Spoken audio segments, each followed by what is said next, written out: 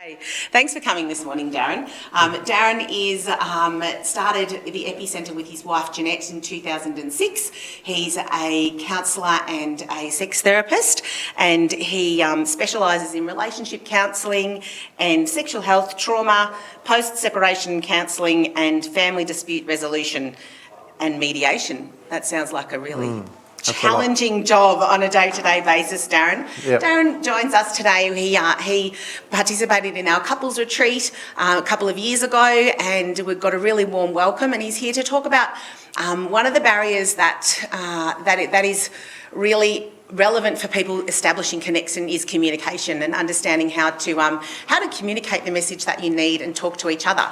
And so Darren's going to run us through that there. So I'm going to invite him up to the podium there. Thank you very much. And share the slides. Thank you so much, Darren. Okay, yes, that's a lot there that we do at the EpiCentre. I don't do all of it, so my wife actually helps out as well. She's a counsellor. So let's just have a look at the slides here. Right. How do we get to the first slide, guys? All right. Okay. Right. Okay, there we are. Okay.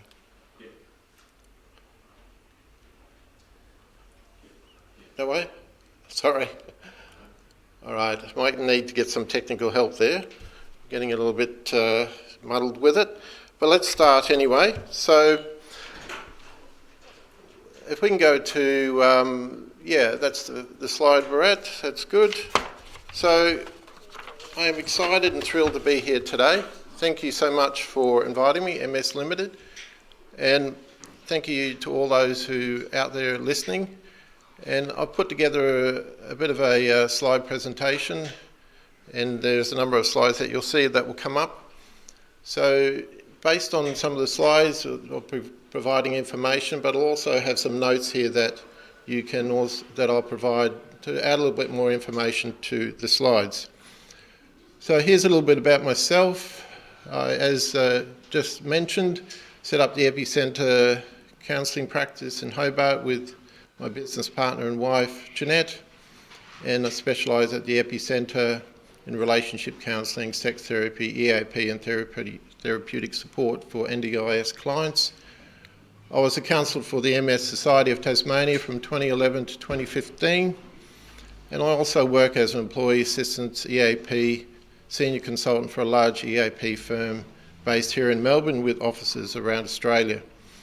I have a postgraduate Master of Health Science, Sexual Health from the University of Sydney, and I've lived in Hobart since 1988, been married for 32 years with 2 adult boys, 2 grandchildren and daughter-in-law from North Carolina, USA. So next slide, thanks. So I really like the theme that's been provided today, it's been put together, breaking the barriers to connection.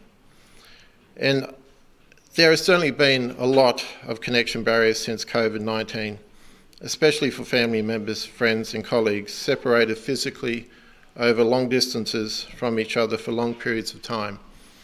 It's just one of those things that we all weren't prepared for and certainly had to adapt to very quickly. And from a bleak place, however, people have been getting back to the fundamentals of connection, such as spending more time together. During the periods of shutdown from places such as restaurants and cafes, I often saw one of the few social activities allowed, walking, groups of what appeared to be family members together in their droves, out and about on regular suburban walks. So lots of parents had appeared and children together. I'd never seen it before. It's just really unusual, all these large groups of families out and about on walks all over Hobart. And yeah, it was quite unique. Sadly, however, since the opening up again of restaurants and so on, the occurrence of groups of families out together on a walk has almost disappeared, which I've also noticed, and obviously at times being filled up again with other things. And that's one of those love languages that I'll talk about today.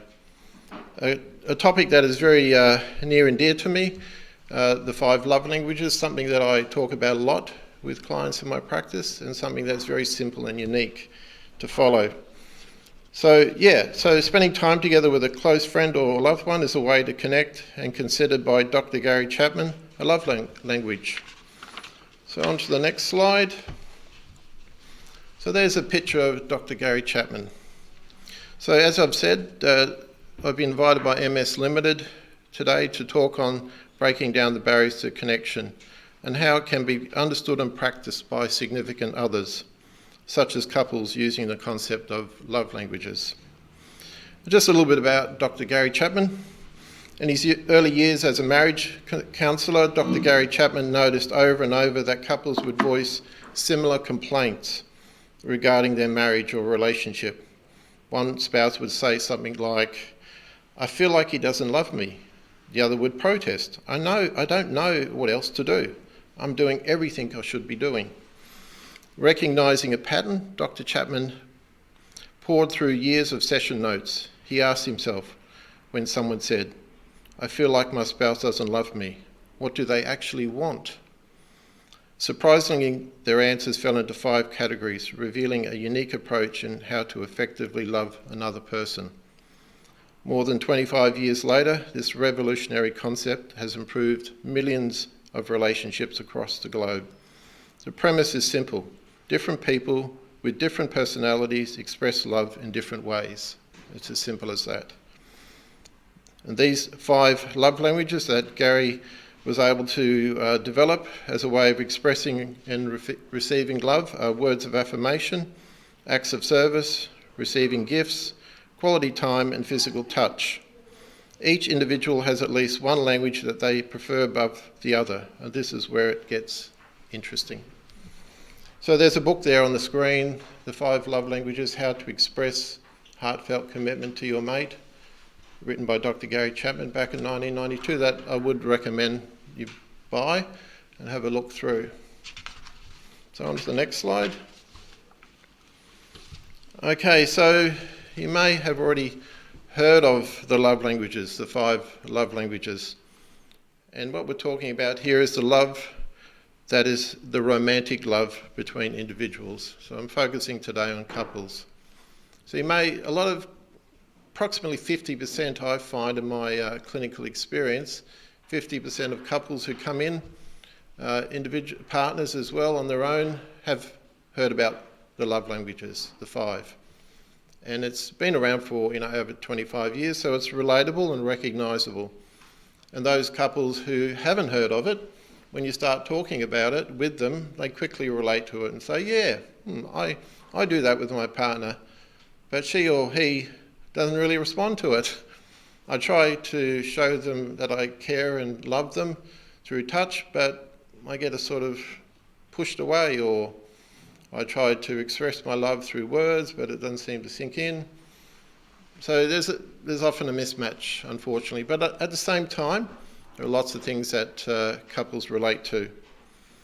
So the concept is a very easy behaviour modifications for clients to make in their lives.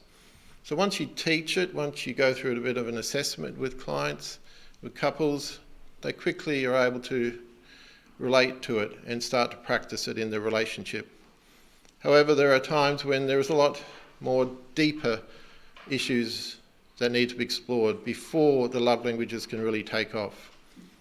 So often there are things that might be centred around resentment or trust or betrayal or feeling pushed away for many years. So the love languages doesn't always quickly solve the relationship issues straight up. There are often other issues that need to be explored first, but once you start with the love languages, you can start from a really positive base. And couples who are willing to give it a little bit of a go, are able to recognise where they can show more love or ask for their needs to be expressed, then the love languages can start to work more effectively. So the words, just a little bit more detail there, the words of affirmation are positive words and phrases that partners can use to complement one another and offer support and inspiration. Touch is more than just sexual intimacy. Physical touch can also be represented by a kiss, a back massage, or holding hands. These acts show caring and affection. Time, often referred to as quality time, is the act of showing complete attention through conversation and shared activities, where couples can talk openly, ask questions and listen attentively. Acts of service, nothing says love to individuals with this love language more than hearing their loved one offer to take some of the responsibilities off their shoulders. Taking over a small chore, helping with the dishes, makes them feel cherished.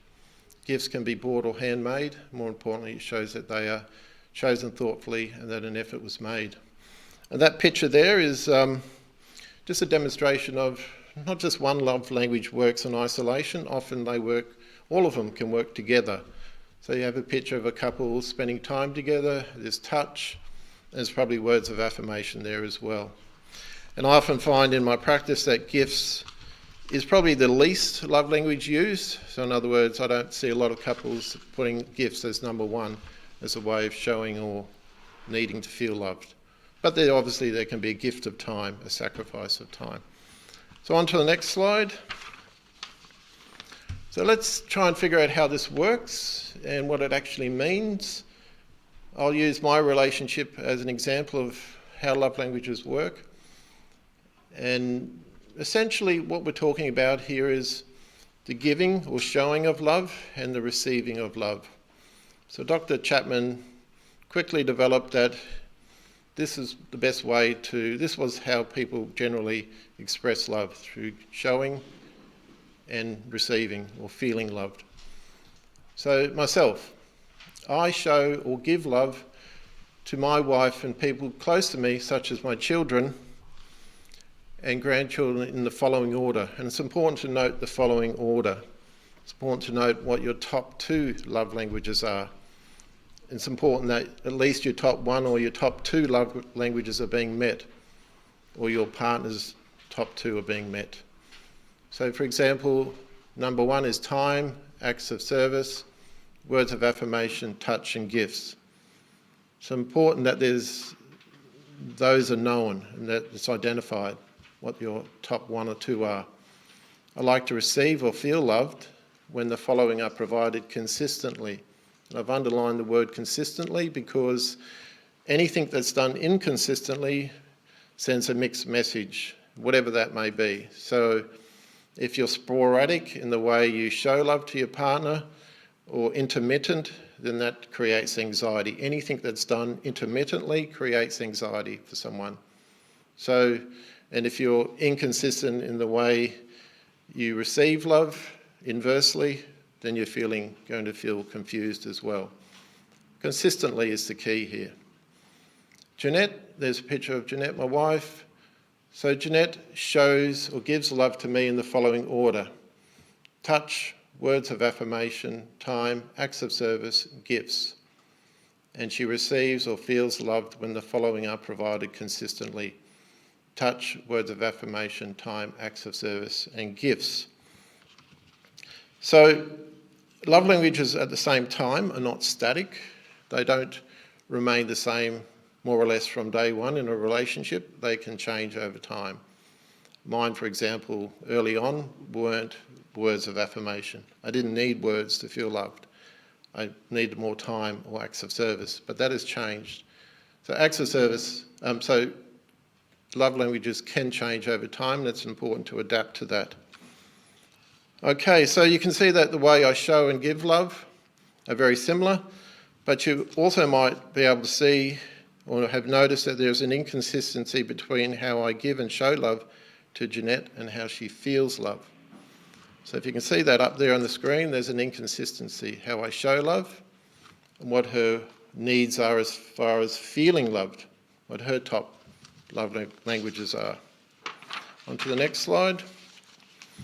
So this is a nice little picture that I found that sort of really represents that disconnect that I see in my clinical experience with couples where they're trying to connect with each other through their love languages, or trying to connect in general, but there's a disconnect and they're not quite getting there. And that sun in the middle represents the bliss and the relief and the happiness and essentially the light that you can see in your relationship coming through when you finally do connect. On to the next slide. So Jeanette appears to be meeting my need to feel loved through her way of showing love, such as touch, words of affirmation and time. They're my top needs. That's how she shows love. So I'm getting a really good deal there, relationship-wise. However, Jeanette's need to feel love through touch, words of affirmation, time, acts of service and gifts is more or less the opposite of how I show love through time, acts of service, words of affirmation, touch and gifts. So how does a 32-year marriage last if these opposites exist, you might ask? So there's that picture again, couples reaching out, searching for love. On to the next. So in my work, I commonly see love languages lost in translation, as if one partner is speaking Japanese and the other Spanish. So how have Jeanette and I made it work despite an obvious love language mismatch? So I'll just read what I feel has made it work. So when it comes down to it, which is also what I teach clients, was me stepping out of my comfort zone and growing again as a person and partner by showing love to Jeanette with words and touch. Not because I must or I had to, but because I wanted to from a place of love and respect for what Jeanette needs. I will never learn Jeanette's love language perfectly, nor will she mine. But genuine and consistent effort must be there for each of you to feel comfortable conversing and connecting on the same love language channel. And what I have discovered is once you step up to meet your partner's needs to feel loved, they too will also make more effort with your needs. But don't hang back and wait out of resentment or pride that you will not be the first one to let your walls down, because if you do, it may be too late. What I have also found is the partner to make the first move to break the love languages deadlock also releases their partner from his or her prison of loneliness. Lastly, it is also important to acknowledge to your partner the effort they do make to meet your needs to feel loved and the effort they make with their own love languages toolkit. So I had to grow as a person. I had to step out of my comfort zone. I'm not going to be perfect at it with Jeanette and neither her with me. But once there's a recognition that we need to work on this, then you can start a dialogue or a conversation. And also, but it's not enough at the same time to just sit and say, well, you love me through acts of service, that's nice, I can see that, that's wonderful, yet subordinate or put aside your own needs to feel loved. It's important to express that and find a connection and get a conversation going, as I said. On to the next slide. Okay, so what about MS and love languages then? How does that work? How does that work in an environment where, as you are aware, there is cognitive decline on varying levels for individuals with MS? There's also extreme fatigue, and loss of sensual touch and eroticism due to neuropathic pain and neural pathway disruption. How do the 5 languages work successfully in this environment for partners when there appear to be so many insurmountable obstacles? Okay, the approach I take with a couple, for example, where MS is part of their life is not too dissimilar to what I take where MS is not present, except for more focus on adaptation and change. And that's the key, those 2 key principles, adaptation and change. For example, if you have MS, there may be things you can no longer do like you used to, and changes to yourself that are worrying and cause a little or a lot of anxiety about the future. If one of your love languages was spending time with your partner bushwalking, this may change. Or if non-sexual and sexual touch was how you showed love, this may be more difficult. So as a couple, effective love languages communication is the key to finding common ground and adapting to change. On to the next slide. So this change may appear as shorter walks, drives to the country, stopping and admiring the views, and using sex toys and accessories to explore new sensual and erotic neural pathways waiting to be discovered in the erogenous zones of the body. Now, some of you may be aware of what the erogenous zones in the body are, so I may mention today some medical terms around sexual anatomy, just preparing you for a shift in language, but it's not going to be that confronting, I hope. So here we have pictures of the male and female bodies on the left and the right, and pinpointing erogenous zones in the body. Erogenous zones are those highly sensitised parts of the body, other than the genitalia and breasts, where you can feel sexual arousal or pleasure, where you can tap into new neural pathways in the body. So there's the concept of neuroplasticity, the brain's ability to rewire itself. If the messages to the genitalia, for example, down the spine are disrupted by neural path damage, then there are other ways possibly that I've found in my clinical experience where you can tap into sensual and erotic touch. Obviously with orgasm and erection, there are issues there where MS is concerned, and there are other things that maybe you've spoken about with a medical professional to get assistance with erections and orgasm. Nonetheless, there are lots of different sex toys and accessories as well out there that can help. But essentially what we're talking about here is trying to find that connection to the erogenous zones in the body using sex toys and accessories. So those sex toys and accessories might be finger vibrators, they're called. They're tiny vibrators that you attach to your finger. And you can use them to stimulate certain parts of the body where the perineum, for example, the area between the anus and the vagina or the penis, is where you can use a finger vibrator to generate arousal. Then there's larger vibrators, of course, that are quite effective. And as some of you may already be aware, the actual clitoris is only 10% of the clitoris is actually shown, called the clitoris hood. The remaining 90% is actually underneath and spreads out like little roots or legs, spreads right out further down the pelvic area where there are 15,000 nerve endings. So it just makes sense that if you're going to try and explore these other erogenous zones in the body, that you explore different areas besides the genitalia and breasts, especially where there's neural pathway disruption.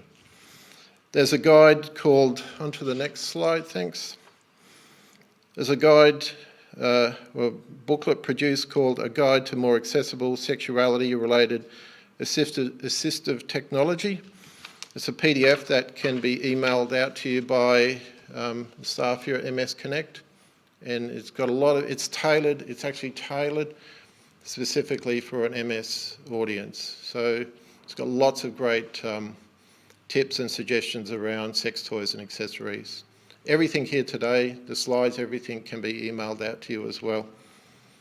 So I was also asked to just talk about some recent themes or ongoing themes that I've seen in practice over the years. And as stated before, love languages can change over time depending on age and competing interests.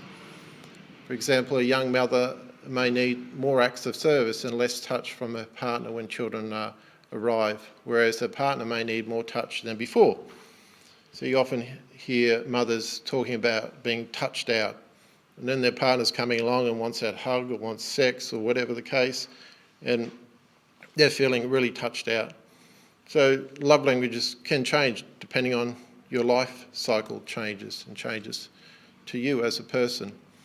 However, when young hormones are raging, exploration of sexual touch is primary, whereas as one ages, sexual touch is limited, and time with one's partner takes a little bit more precedence.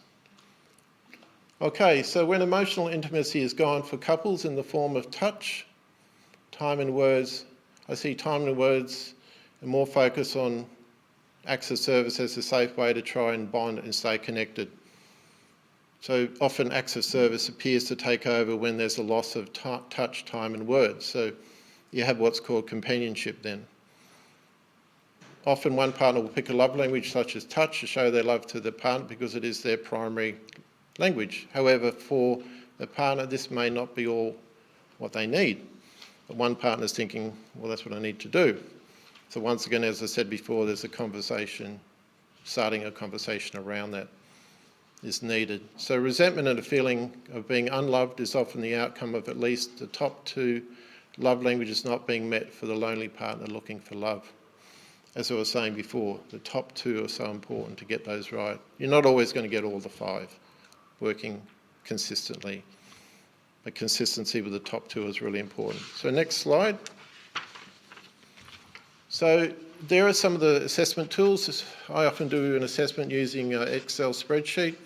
All of this can be emailed out to you, the 5 love languages quizzes on the Dr. Gary Chapman website, and the guide there to anyone interested in exploring new ways to explore sensuality and eroticism, as I said.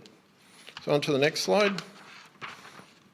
Okay, so if after hearing this presentation today has prompted a desire to seek out further mental health and relationship support for yourself and your partner, the following may be helpful. So meeting with your GP, setting up a mental health care plan or continuing with one, speaking to someone at your nearest MS Limited office or calling MS Connect, talking to a family member or friend. I offer in-person, online or phone consultations. You can visit the EpiCentre to find out more, or you can locate your nearest Relationships Australia office. And also your partner may have, if working, or either of you have an employee assistance program, that can also help with providing counselling through your employer. So on to the next slide.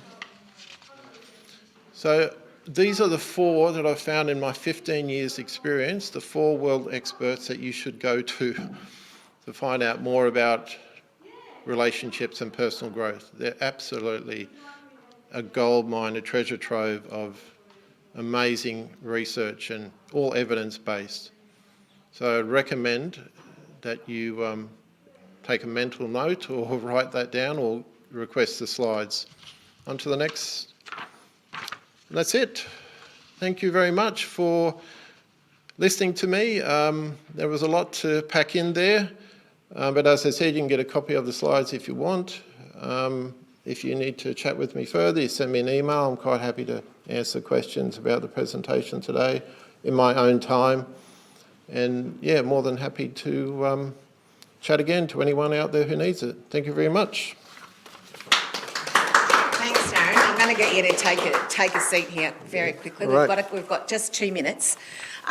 So thanks for fast tracking us through that whole experience of you packed a lot in there, so that was great. Yes. And I know we asked Darren to talk specifically about couples today, but one thing I've noticed in my experience with love languages, I was fortunate enough that when I was young, my parents very much taught us about love languages. Yeah. So I've noticed that it's really relevant for friendships and even work colleagues. When we think about love languages, we conceptualise it in love, but in all relationships, to understand the way people value each other. And I think love languages certainly has really helped me. What are your thoughts on that? Yeah, look, that's right. Thanks. Yeah, kept conceptualising love languages, as I said before, talking about them, introducing them to a conversation, with your partner, or with your mum, or with a friend, or they cross over to many different relationships. And the Dr. Gary Chapman website has different quizzes for different relationships, with your partner, your teenage son or daughter. So there's lots of different quizzes you can take and figure out. And your love language can be quite different with different people as well. But it's a very clear, concise, therapeutic tool using clinical language to really cut through all the barriers that couples may have created for themselves. It's a really great reset point, recalibration point for the relationship to say, okay, we haven't been doing it so well. Let's look at this concept. I think it can work for us. Let's start to practice it, even if we sit in the same room together. We're not really liking each other, but let's just try and sit in the same room and spend a little bit of time watching telly, and then you can go from there. And you've got to take baby steps, working towards making that change, and opening up a conversation. Right. Thank you. And as I said, there's a team at the end of the line for those online who, if they've had any questions, I know that Darren will be available later on to add insight, and certainly those ones. So thanks for coming today and sharing that, Darren, and good luck to the whole community learning about how to communicate through understanding other people's love language. It's such a valuable tool to certainly break down barriers to connection. So thank you so much. Thank you for inviting me. Thanks.